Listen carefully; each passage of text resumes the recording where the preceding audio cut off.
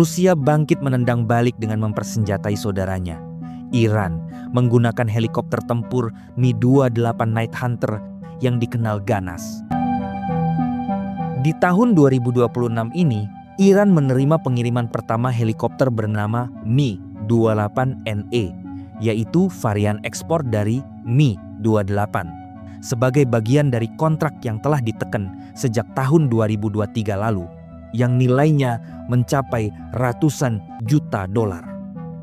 Laporan-laporan terkini menunjukkan bahwa setidaknya 6 unit Mi-28NE telah mendarat di fasilitas Pars Aerospace Services Company di Teheran dengan koordinat geografis 35 derajat 41 menit 55 detik lintang utara, 51 derajat 17 menit 40 detik bujur timur, yang telah diverifikasi oleh analis OSIN independen.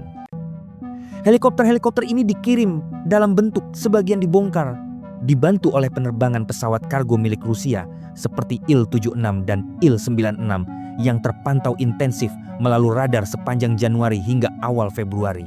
Nilai kontrak untuk 6 unit saja diperkirakan mencapai 120 hingga 132 juta dolar, termasuk suku cadang, avionik, dan berbagai peralatan pendukung.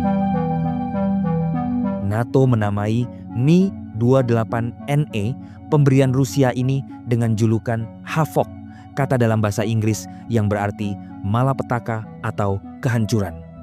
Sebuah lompatan teknologi bagi Iran yang selama ini bergantung pada armada helikopter era Vietnam yang telah usang, seperti AH-1 Cobra yang sudah berkarat.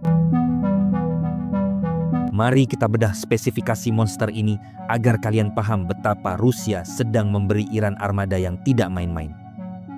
Helikopter 2 kursi ini yang diekspor oleh pabrikan bernama Rosvertol ditenagai 2 mesin turbo yang masing-masing menghasilkan sekitar 2.400 tenaga kuda, memungkinkannya melesat hingga kecepatan 320 km per jam, lebih kencang daripada helikopter Apache AH-64 milik Amerika Serikat yang mentok di sekitar 293 km per jam. Mi-28NE punya jangkauan tempur sejauh 450 km yang bisa diperpanjang pakai tangki bahan bakar tambahan plus kemampuan terbang mundur atau menyamping hingga 100 km per jam serta berputar diam di tempat dengan laju 45 derajat per detik. Di bawah hidungnya terdapat meriam 30 mm 2A42 yang mampu menembakkan 300 hingga 500 peluru hanya dalam tempo 1 menit. Bisa merobek-robek baja kendaraan serta membuat pasukan musuh kocar-kacir. Ia juga punya rudal anti-tank bernama Ataka yang jangkauannya hingga 6 km dengan kecepatan supersonik melebihi kecepatan suara, alias sekitar 2000 km per jam. Ada juga rudal bernama Fikr yang bisa melesat sejauh 10 km sambil menembus armor setebal 1000 mm, sangat ideal untuk membidik tank tanpa harus mendekat yang terlalu berisiko. Ini berarti tank, kendaraan lapis baja, atau benteng apapun dalam radius itu adalah mangsa yang sah bagi rudal supersonik ini. Tambahan lagi, helikopter ini mampu membawa hingga 80 roket S-8 berdiameter 80 mm ditempatkan dalam pot tabung peluncur, di mana setiap pot dapat memuat hingga 20 roket S-8. Maka, dengan pemasangan 4 pot, total muatan roket dapat mencapai 80 roket. Kokpitnya dilapisi baja titanium dan kaca anti peluru yang tahan tembakan. Dengan muatan maksimal hingga 2.100 kg, helikopter Mi-28NE bisa membawa seluruh senjata mematikan ini serta 2 orang di kokpit, 1 sebagai pilot dan satunya lagi sebagai operator senjata atau navigator. Penting dicatat di sini bahwa Mi-28 bukan helikopter penumpang, sehingga tidak ada ruang untuk pasukan maupun penumpang tambahan. Semua desainnya fokus ke 3 hal, yaitu serangan darat, pertempuran anti-tank, dan serangan udara jarak dekat. Sekarang, alat perang yang teruji ini ada di tangan Iran, sebuah jawaban yang telah lama dinanti-nanti oleh Korps Garda Revolusi Islam IRGC.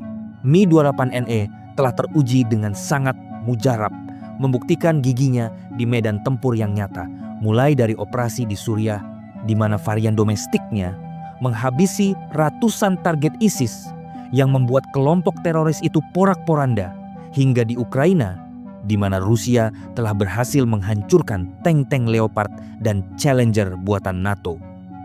Bagi Iran yang masih menyimpan dendam atas kerusakan nuklir mereka pada Juni 2025 tahun lalu, helikopter Mi-28NE berarti kemampuan paling anyar untuk memburu jet siluman Israel atau drone Hermes yang suka menyerang instalasi minyak dan militer. Helikopter Mi-28NE akan mendukung proksi Iran di Lebanon serta Yaman, memburu helikopter Apache Israel yang selama ini jadi andalan Tel Aviv untuk membombardir warga sipil yang tak bersalah.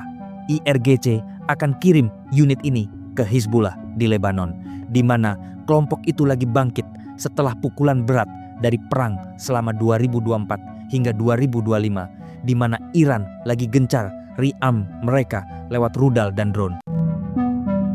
Sedangkan di Yaman, kelompok Houthi yang lagi ancam melanjutkan serangan ke kapal dagang di Laut Merah kalau Gaza flare up lagi, akan pakai Mi-28 untuk lindungi pantai mereka dari drone Hermes Israel yang suka nyerang instalasi minyak. Laporan intelijen menyatakan bahwa Iran lagi stasionin pasukan Quds Force di Yaman bareng Hizbullah untuk arahin serangan Houthi, termasuk drone dan misil yang udah hantam Israel berkali-kali sejak tahun 2023.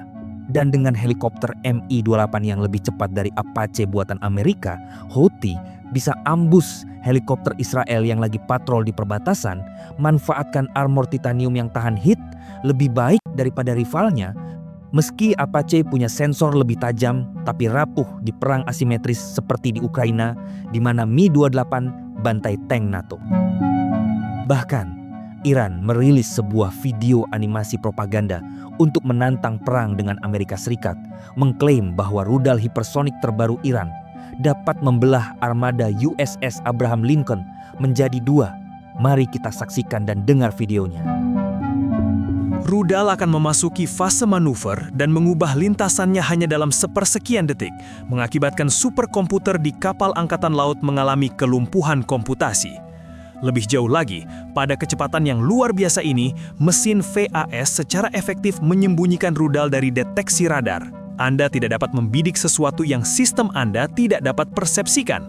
Namun, mimpi buruk yang sebenarnya adalah matematika yang mendasarinya. Setiap kapal perusak memiliki magazin amunisi yang sangat terbatas. Dalam skenario serangan jenuh, ketika ratusan proyektil murah diluncurkan secara bersamaan dengan rudal berat, sistem pengendalian tembakan akan mengalami kelebihan pemrosesan. Bahkan jika mereka berhasil mencegat 90% target yang datang, amunisi senilai $20 juta akan habis oleh drone senilai $20.000. Dan pada saat peluncur tersebut benar-benar kosong, kapal induk besar senilai $10 miliar menjadi target yang sama sekali tidak berdaya. Di sini, waktu reaksinya kurang dari 3 menit. Dalam persamaan asimetris ini, kapal induk bukan lagi pemburu. Mereka adalah target besar yang bergerak lambat, yang secara sukarela memasuki zona pembunuhan. Ini adalah perang yang sudah dipastikan kalahnya oleh Amerika, bahkan sebelum peluru pertama ditembakkan. Video propaganda ini bukan omong kosong belaka. Sebab rudal hipersonik Fatah Iran yang diluncurkan tahun lalu dengan kecepatan Mach 15, puing-puingnya sudah ditemukan di serangan Iran ke Israel. Apalagi sekarang, armada Amerika USS Abraham Lincoln lagi nongkrong di Laut Arab, hanya 800 km dari pantai Iran, siap jadi mangsa pertama kalau Trump berani tekan tombol. Ironisnya, ketika Washington sibuk menggertak dengan kapal induknya yang lagi transit dari Laut Cina Selatan ke Teluk Oman, lengkap dengan F-35 dan destroyer Tomahawk, rahasia kotor mereka lagi bocor habis-habisan lewat file Epstein yang baru dirilis dan disebar pada tahun 2026 ini, mengungkap bagaimana pemimpin pro-Zionis Israel seperti Ehud Barak, mantan PM yang bertemu Epstein lebih dari 30 kali antara tahun 2013 hingga 2017, termasuk tidur di townhouse New Yorknya dan dapat donasi jutaan dolar untuk startup militer seperti Carbine. Barack Obama, yang pura-pura cuek tapi ketahuan, sering bolak-balik ke rumah Epstein sambil berdagang pengaruh dengan miliarder seperti Peter Thiel, sekarang jadi bahan tertawaan dunia karena terlibat dalam jaringan pedofil yang diduga aset Mossad untuk memeras elit barat. Belum lagi Alan Dershowitz, pengacara pro-Israel garis keras yang selamatkan Epstein dari tuntutan 2008 lewat kesepakatan kontroversial. Tapi namanya muncul di log penerbangan Lolita Express dan dituduh ikut pelecehan. Semua ini bikin Netanyahu dan sekutunya kelihatan seperti bandit yang kendalikan Washington sambil biarkan genosida Gaza berlanjut tanpa konsekuensi. File-file Epstein itu bocor pas saat Rusia kirim lebih banyak Mi-28NE ke Iran Februari ini, lengkap dengan suku cadang dan pelatihan, sebagai balasan atas drone Shahed yang hancurkan infrastruktur Ukraina, menunjukkan bahwa Moskow lagi all in dukung Teheran untuk hancurkan hegemoni Barat yang rapuh karena korupsi internal. Sementara Trump sibuk ancam sanksi baru ke Rostek, realitasnya pemimpin pro-Zionis mereka terjebak dalam jaring pedofilia yang bikin seluruh aliansi Israel-Amerika kelihatan seperti gerombolan munafik yang pantas ditendang keluar dari Timur Tengah. Ini momen sempurna bagi Iran untuk balas dendam, bikin pilot Yankee gemetar dan Netanyahu sembunyi di bunker sambil hitung ulang berapa banyak sekutu yang masih setia setelah rahasia kotor mereka tersebar luas. Donald Trump yang pura-pura suci sambil punya sejarah panjang dengan Epstein, terbang 8 kali di jet Lolita Express sepanjang tahun 1990-an, termasuk penerbangan di mana hanya dia dan Epstein yang tercatat sebagai penumpang, plus satu lagi dengan individu berusia 20 tahun yang identitasnya dirahasiakan. Trump yang katanya memutus hubungan sejak 2004 karena perebutan properti di Palm Beach, muncul lebih dari 1000 kali dalam 3 juta dokumen baru yang dirilis DOJ akhir Januari 2026. Ini bukan gosip murahan. Flight logs dari tahun 1993 hingga 1996 yang bocor membuktikan Trump naik jet Epstein jauh lebih sering daripada yang dia akui, termasuk 4 penerbangan bareng Ghislaine Maxwell, sementara Trump sibuk menandatangani Epstein Files Transparency Act November 2025, tapi DOJ-nya tunda rilis hingga melewati deadline, seolah-olah lindungi dirinya sendiri dari email Epstein, membuat seluruh kubu pro-Zionis kelihatan seperti gerombolan hipokrit yang saling tutupi dosa sambil main politik kotor.